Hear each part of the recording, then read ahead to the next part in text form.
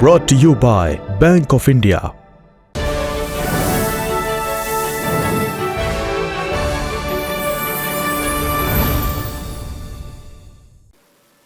未来3年，中国政府愿提供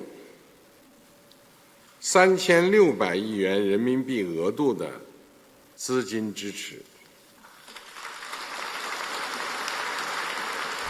53 देश, 10 लाख नौकरियां, 4.5 लाख करोड़ रुपए का निवेश, ये सब चीन में आयोजित एक समिट में हुआ है।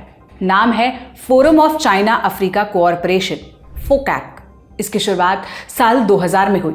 उसके बाद हर 3 बरस पर इसकी बैठक होने लगी।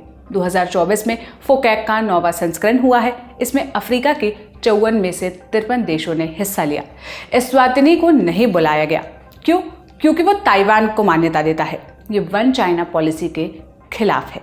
तो आज के शो में हम जानेंगे फोकैक की पूरी कहानी क्या है, इस बार के समिट में क्या खास होगा और इससे भारत को क्यों चिंता करनी चाहिए।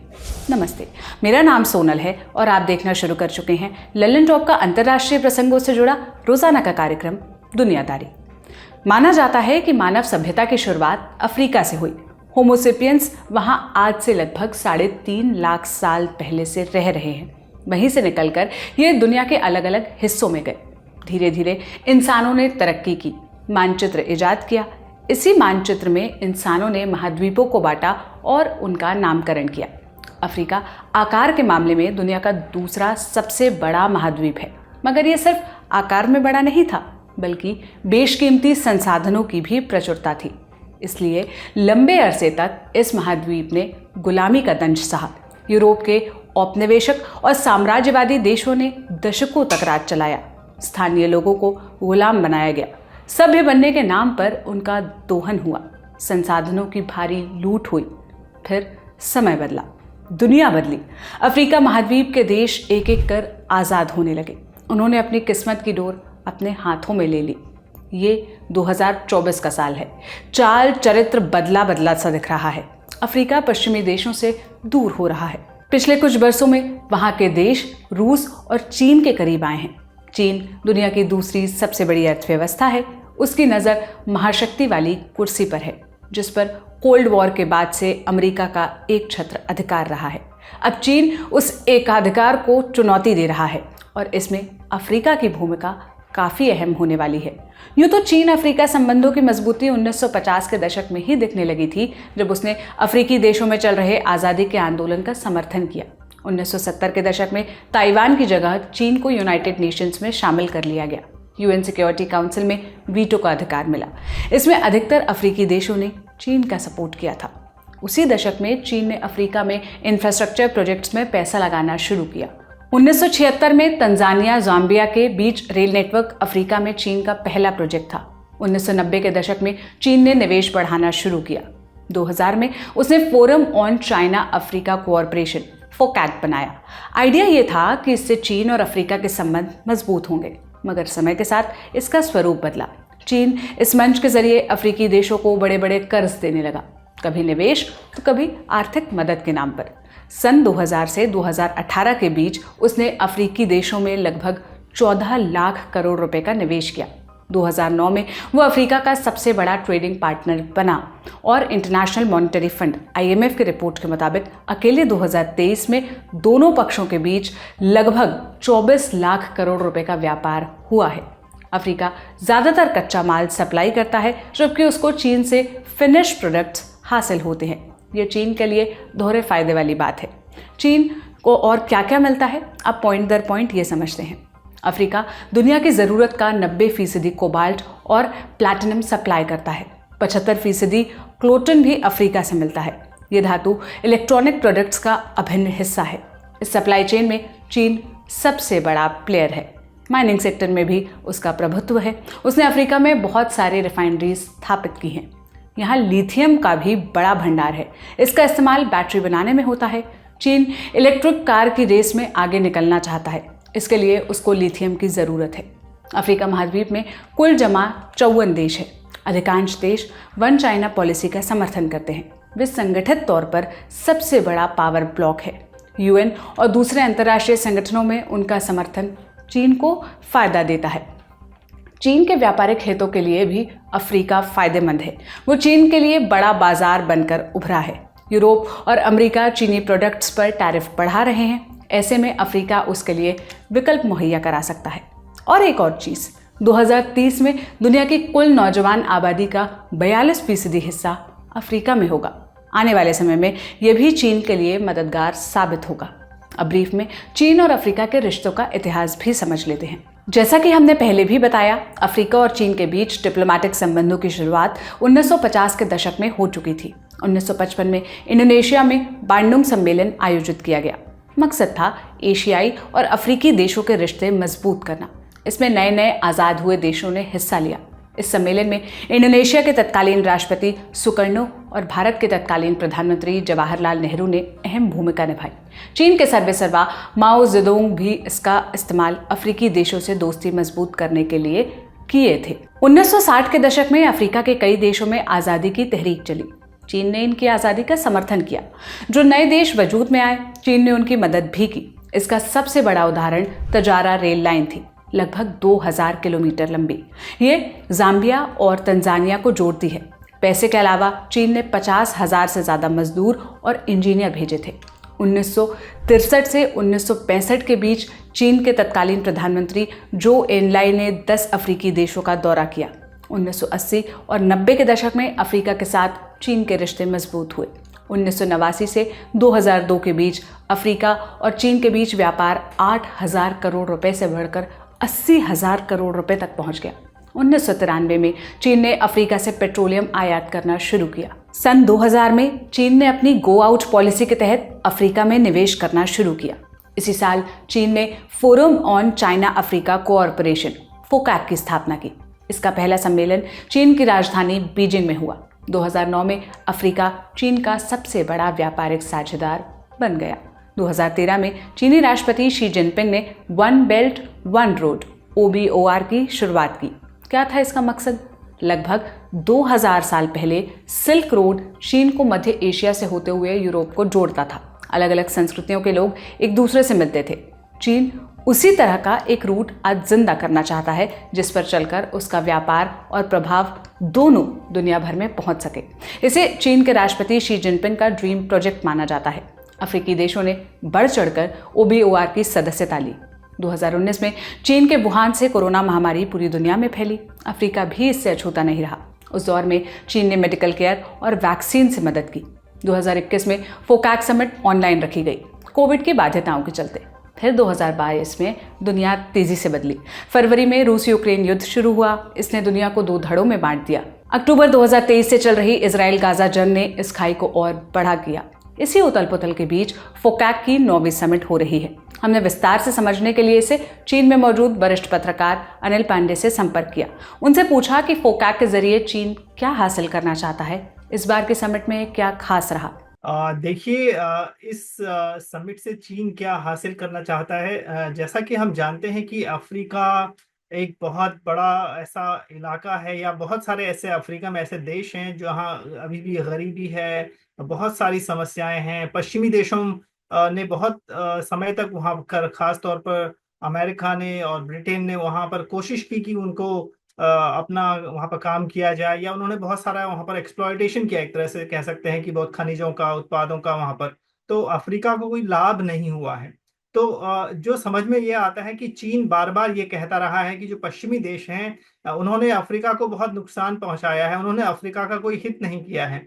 तो ये जो समिट हो रही है, चीन अफ्रीका फोरम अभी बीजिंग में जो चल रहा है, उसमें मुख्य तौर पर यही है कि चीन जो है खुले दिल से आपको मदद करना चाहता है। चीन अफ्रीका का, जैसे कि हम जानते हैं कि पिछले 15 वर्षों से, 1.5 दशक से सबसे बड़ा उनका बिजनेस पार्टनर है चाइना। और वो बार बार इस बात पर जोर देता है कि आप पश्चिमी देश जो है, अमेरिका और अन्य देश जो है, वो तो आपका शोषण करते हैं, बदले में आपको कुछ नहीं देते हैं, लेकिन हम पूरी कोशिश करते हैं, हम आपके वहाँ रोड का डेवलपमेंट कर रहे हैं, ट्रेन लाइंस बिछा रहे हैं। खासतौर पर केनिया की अगर हम बात करते हैं, या अन्य अफ्रीकी देशों में भी चीन का बहुत बड़ा निवेश वहां पर हो रहा है। तो एक तरह से जो अफ्रीका का जो अनटैप्ड मार्केट है, बाजार है, उसको पूरी तरह से चीन अपने, एक तरह से कहें कि अपने साथ उनको लेने की कोशिश कर रहा है। और हालांकि हम जानते हैं कि चीन में, अफ्रीका में चीन का बहुत बड़ा निवेश अभी भी बना हुआ है। और इस समिट के जरिए चीन, जो खास तौर पर हमने देखा है कि हाल के वर्षों में कोरोना महामारी के बाद जो आर्थिक स्थिति चल रही है चीन की या अन्य देशों की, चीन उस बात से भी बहुत अच्छी तरह से वाकिफ है। क्योंकि अगर अफ्रीका उनके साथ आता है या अफ्रीकी देशों में उनको और पहुंच उनकी बढ़ती है, तो जाहिर है कि उनके बाजार को, चीन के बाजार को मजबूती मिलेगी। चीन अफ्रीका में इतनी दिलचस्पी क्यों ले रहा है? अफ्रीका में उसके क्या हित जुड़े हुए हैं? देखिए, चीन, जाहिर है कि कोई भी देश अगर कहीं भी अगर दिलचस्पी दिखाता है, तो जाहिर है कि उसके कुछ न कुछ तो हित तो जरूर जुड़े ही होते हैं। और अफ्रीका को लेकर, जैसे कि मैंने पहले भी कहा कि अफ्रीका अभी भी बहुत ज्यादा अनटच्ड है, बहुत ज्यादा पिछड़ा हुआ इलाका क्षेत्र है। और ऐसे ऐसे ऐसे देश हैं जहाँ बहुत ज्यादा गरीबी है, गुर्बत है। तो चीन समझता है कि अगर जो वहाँ पर जो उत्पाद हैं, खनिज हैं, उन उन सब पर भी चीन, एक तरह से कह सकते हैं कि उनको, जो चीन का कहना है कि हम आपका विकास करना चाहते हैं, इसके बदले में हम आपको भी रोजगार के मौके दे रहे हैं, हम आपकी चीजों को भी आयात कर रहे हैं। तो एक तरह से विन विन सिचुएशन की बात जो कर रहे हैं चीन। अभी चीनी राष्ट्रपति का शायद अगर आपने भाषण सुना होगा, तो उन्होंने बोला कि हम यूनिलैटरली हम ओपन अप, वाइडन अप करना चाहते हैं। हम ओपनिंग पॉलिसी की जो बहुत लंबे समय से बात चीन में होती रही है, ओपनिंग पॉलिसी जो लागू हुई थी, तो चीन कह रहा है कि हम खुलेपन को आपको दिल से स्वीकार करेंगे, हम अफ्रीका को बिना शर्त मदद देंगे। तो एक तरह से आप समझ सकते हैं कि अफ्रीका इतना बड़ा बाजार है, चीन की उस पर जाहिर सी बात है नजर तो है ही। और चीन इस बात को भी समझता है कि अगर वो अफ्रीका को मदद करेगा, तो इसके बदले जाहिर है कि बिजनेस बिजनेस तो ऐसे ही होता है कि आपस में विन विन सिचुएशन से ही होता है। अगर चीन वहां से कोई चीजें निवेश कर रहा है, तो अफ्रीका से भी जरूर कुछ चीजें वापस लेके आएगा। और ये हमने उदाहरण के तौर पर देखा, जो कृषि उत्पाद हैं, एग्रीकल्चर प्रोडक्ट्स हैं। आप पिछले 7 महीनों में चीन और उनके अफ्रीका के बीच जो है, सिर्फ एग्रीकल्चर प्रोडक्ट्स का 25 अरब लगभग युआन का व्यापार हुआ है। और इसमें 7.2% की इजाफा हुआ है पिछले तुलना में। तो आप समझ सकते हैं कि वहां पर एग्रीकल्चर प्रोडक्ट्स के का भी कितना बड़ा मार्केट है। और चीन वहां से आयात भी कर रहा है बहुत सारे प्रोडक्ट्स को। 2024 में अफ्रीका समिट में चीन ने लगभग 4.5 लाख करोड़ रुपए का निवेश करने का वादा किया है। वो इससे पहले भी कई लाख करोड़ रुपए लोन और मदद के नाम पर दे चुका है। कई अफ्रीकी देश उसी कर्ज की वजह से डिफॉल्ट भी किए गए, यानी चीन को पैसा वापस लेने के लिए दूसरी विधियां अपनानी पड़ेंगी। हमने ऑब्जर्वर रिसर्च फाउंडेशन यानी ORF में एसोसिएट फेलो समीर भट्टाचार्य से पूछा, चीन के दूसरे तरीके क्या रहे हैं और क्या हो सकते हैं? कमजोर देशों में बेहिसाब पैसा खर्च करने के पीछे उसकी मंशा क्या रहती है? कि कुछ ही दिनों पहले, कुछ ही साल, मतलब महीनों पहले चाइना ने क्या किया था, 17 कंट्रीज के जो डेट फ्री, उनको कुछ डेट है उनको कुछ रीऑर्गेनाइज कर दिया था। अब चाइना है एक बड़ी ओपेक कंट्री है, तो इन्होंने 17 कंट्री का इन्होंने बोल दिया कि हमने, देखिए जी, लोन माफ कर दिया है या लोन को रीऑर्गेनाइज कर दिया। लेकिन उन्होंने एक्चुअली में किया क्या था वो किसी को नहीं पता। एक कंट्री जैसे जाम्बिया ने बोला था कि हमारा कर्ज पूरा पूरा माफ कर दो, तो उनको कुछ मोरेटोरियम दिया गया है, वो कुछ लाइक 10 साल बाद पेमेंट करेंगे या ऐसा कुछ दे दिया गया है। वैसे ही सिमिलरली केनिया, घाना और भी काफी सारे कंट्रीज है जो ये डिमांड कर रहे हैं। फिर कुछ ऐसी भी बात हुआ था, बीच में कुछ बात चला था कि जैसे कि श्रीलंका में हम्बनतोटा पोर्ट को चाइना ने ले लिया है 99 ईयर्स लीज के लिए, वैसे ही बात चला था कि ये जो मुम्बासा पोर्ट है केनिया में, वो मुम्बासा पोर्ट को भी चाइना ले लेंगे उसी तरीके से। फिर बहुत हलचल मची, फिर वो बात दब गई। बट हाँ, एक पॉसिबिलिटी ये है, चाइना का इन्वेस्टमेंट जो होता है वो हमेशा एक जियो स्ट्रेटेजिक एंगल से होता है। चाइना बेहिसाब खर्चा, देखिए इस मोमेंट पे चाइनीज इकोनॉमी भी बहुत डाउन है। चाइना का ये पिछले 30 साल में सबसे खराब इकोनॉमिक सिचुएशन अभी चल रहा है। उनका ग्रोथ एक टाइम पे डबल डिजिट हुआ करता था, अभी 4-5% में आ चुका है। तो चाइना अगर इस टाइम पे, उन्होंने वैसे भी इन्वेस्टमेंट कम कर दिया, लेकिन अभी भी जो कर रहा है काफी जियो स्ट्रेटेजिकली कर रहा है। उनका जो इन्वेस्टमेंट का, उनका जो मतलब बड़े बड़े बिग टिकट जो प्रोजेक्ट्स थे वो सब कम हो गए हैं। तो मुझे लगता है, और क्लीन एनर्जी ये सब चीजों पे भी वो ध्यान दे रहे हैं। तो मुझे लगता है आगे जाके चाइना का जो टेक्निक यही रहेगा कि ज्यादा से ज्यादा सरकारी लोन नहीं, प्राइवेट कंपनीज को एंगेज किया जाए। और जब लोन कोई कंपनी चुका ना पाए तो उनकी तरफ उससे कुछ जियो स्ट्रेटेजिकली उनसे कोई फायदा उठाया जाए। ये बहुत कुछ हो सकते हैं, या तो उनके जमीन पे कोई नेवल बेस बना लिया, या तो यूएन में उनका कोई सपोर्ट ले लिया। ऐसे बहुत सारी चीजों से वो उनका जो उन अफ्रीकन कंट्रीज के या फिर कोई रिसोर्स रिच कंट्री है उनका कोई रिसोर्स डील बना लिया, तो बहुत तरीके से चाइना इस लोन को वापस कर ले सकता है। पिछले कुछ बरसों में अफ्रीकी देशों ने वेस्ट से दूरी बनाई है। हमने माली, नाइजर और बुर्किना फासो का उदाहरण देखा, जहां तख्तापलट के बाद वेस्टर्न फोर्सेस को बाहर निकलने के लिए कह दिया गया। वेस्ट में गैप अब रूस और चीन पूरा कर रहे हैं। रूस तो यूक्रेन की जंग में उलझा हुआ है, मगर चीन के पास पर्याप्त मौका है। अफ्रीकी देश वेस्ट से दूर क्यों हो रहे हैं, मतलब ये दूरी क्यों बना रहे हैं, और चीन उस गैप को कैसे भर सकता है? अभी अफ्रीका के जो मोटा जो 10 to 15% जो अफ्रीका के लोन्स फाइनेंसिंग वो चाइना से आता है। तो एक कारण जो आपने बोला कि वेस्ट से दूरी बना रहा है, वो दूरी या क्या अफ्रीका दूरी बना रहा है या वेस्ट खुद ही दूरी बना रहा है।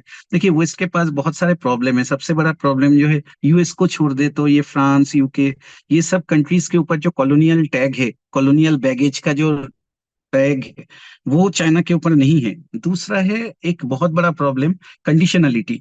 जो यूएस और वेस्ट कंट्रीज जो है, ये लोग बोलते रहते हैं कि हमें आप अगर ये करोगे तो आपको डेमोक्रेटिक गवर्नेंस चाहिए, आपके कंट्रीज में ये चाहिए, प्रेस लिबर्टी चाहिए, वो चाहिए। चाइना का बोलता है हमें कुछ नहीं चाहिए, आपको इन्वेस्टमेंट चाहिए, हम पैसा दे रहे।